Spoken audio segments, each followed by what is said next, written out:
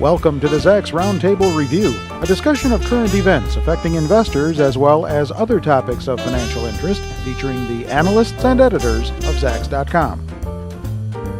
What exactly does the better-than-expected October jobs report mean for a December taper? We're going to see if we can find out from our panel of experts. This time around, Research Director Shiraz Mian, Equity Strategist Tracy Ranick, and Senior Equity Strategist Kevin Cook. Kevin, we're going to start with you. You say, as far as the December taper likelihood, off the table. Yeah, I still think so. Even with we finally got a 200,000 plus jobs number. Woohoo! We hope to see a few more, but the Fed is, ever since the resolution or the postponement of another Washington battle, I think the Fed is just going to play wait and see here. You know, they came out and stated that the Washington climate is a reason, you know, to hold off on taper, and I think that they'll stay with that stance because we've got a late January event and an early February event with the budget and the debt ceiling again. No sense to rush it, you know. And this jobs number business, I mean, yeah, 200,000 is great, always subject to revision. We did get some positive revisions going back, but you know, it's been building momentum slowly, right? We're grinding higher. You know, jobless claims go lower. We're adding jobs, but it's such a slow grind higher. We need to see a lot stronger job growth consistently for several months before the Fed would make a decision now about taper in light of the Washington circus. Okay. That's my view. Shiraz, you seem to feel that this kind of renews the taper talk for December. I don't think it's off the table. No. I mean, nobody really knows. That's the truth, particularly after what happened in September, when everybody was ready for it, and it was a slam dunk for those guys.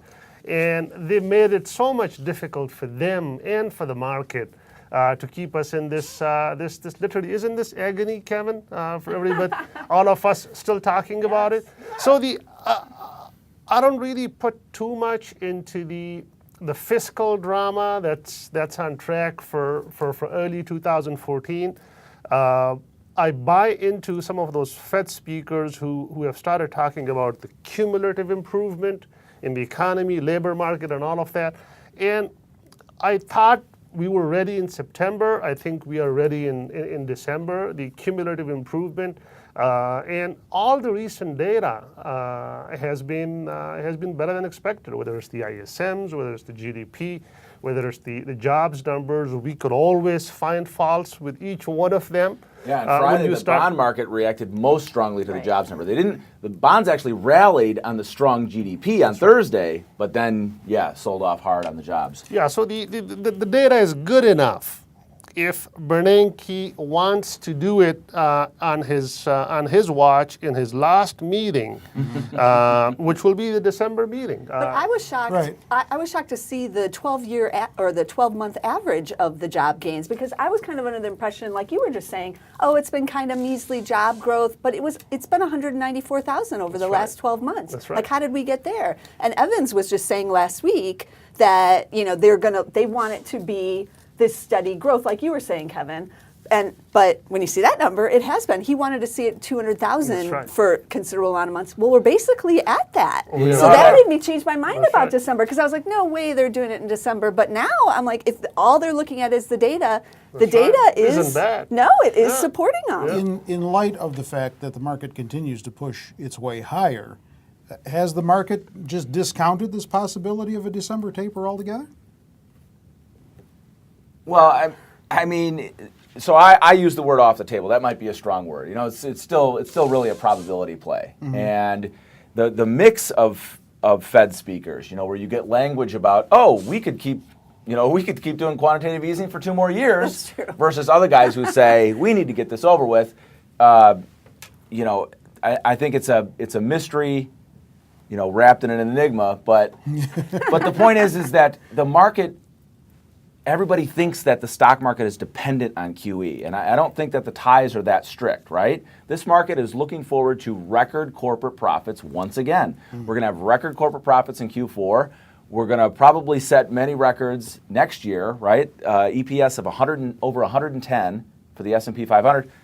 You know, that's still record territory, and fund managers are picking stocks based on this economy's improving, and earnings are still improving. So we're still buyers of stocks. That's what's driving the stock market, not just $85 billion of bond buying every month. So what about Thursday, when the market and traders and investors get a little glimpse into how the new Fed Vice Chair Janet Yellen feels about the monetary policy and the economy? Any volatility expected that day? Well, we're going to hear from her this week because the hearings Thursday. are going to That's start. right, the hearings. So no, I don't think so. I think it's going to be kind of straightforward. She's been through these hearings before. We can all go read those transcripts about, obviously, she's up for the big job this time, so there's Right. going to be more focus.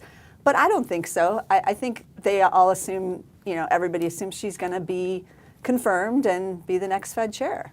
But as far as her feelings on monetary policy and the economy, I think she's as much of an insider as they could find. So she's been a part of the current policy mix, and she's about as good an advocate of current policies as Bernanke probably. That's a nice way of saying she's a carbon copy of Ben, but she is her own person. But in terms of the connection between monetary policy and the stock market, I'll beg to disagree with Kevin. I think if you have the yields on Treasury bonds move past 3%, and then the effect it has on the relative attractiveness of different asset classes, its impact on different parts of the economy. I think there are very strong connections, and even if you discount the liquidity argument, which historically is very beneficial to stocks, even keep that on the side. Higher yields, which will most likely result from once the Fed is out of the, you make it 3.5%. Yeah, no question. There's a linkage there. That's right. So I just don't think that taper means, that's the top in the stock market and we go lower. It's going to be a process. How fast is the 10-year rise? Over what time period? We recovered from 3% yields. The market bottomed in June when the yield was near 3%. And it hung up there. It was trading 275, 285, and we had a strong rally in July, August. So stock buybacks also a strong driving force in this market. Oh, absolutely. In fact, not only have they been giving us the EPS growth, a big part of the EPS growth, but they are also supporting prices. Sure. They are the companies in record numbers, and they have a lot of cash. And they're deploying that in buying back their own stock, and that's a force in this market. Be good if they would put some of that cash to work, though, right? absolutely, you'd prefer to see it go into CapEx and go into the economy and create jobs, but But this is take it as we can get it, this I is the guess. market we have. All right. Well, hopefully it's going to be another wait and see approach as far as taper is concerned. Hopefully you're not getting tired of hearing us talk about it all the time. But the talk has resurfaced in light of the Friday jobs report. One thing you're not going to have to wait for, stock picks from these folks, coming up in our next segment.